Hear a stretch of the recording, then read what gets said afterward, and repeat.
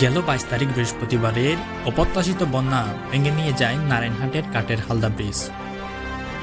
ব্রিজটি ভেঙে যাওয়ায় একটি বোটের সাহায্যে লক্ষ লক্ষ মানুষ খালটি পারাপার হয়। পরে খালের পানি কমে গেলে বোটে পারাপারে ব্যাঘাত ঘটে। আবার এইদিকে ব্রিজটি সংস্কার করতে চাইলে কিছু সমস্যাবশত সংস্কারের কাজ বন্ধ থাকে।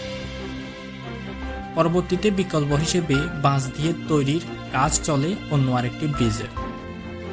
সাধারণত জনগণ বাঁশের ব্রিজ দিয়ে পারাপার হতে পারবে জানায় ব্রিজ কর্তৃপক্ষ। এই ব্রিজ দিয়ে পারাপারে ঝুঁকিপূর্ণ জানায় সাধারণ জনগণ। তবে মানুষ ব্যতীত অন্য কোনো যান পারাপার হতে পারবে না।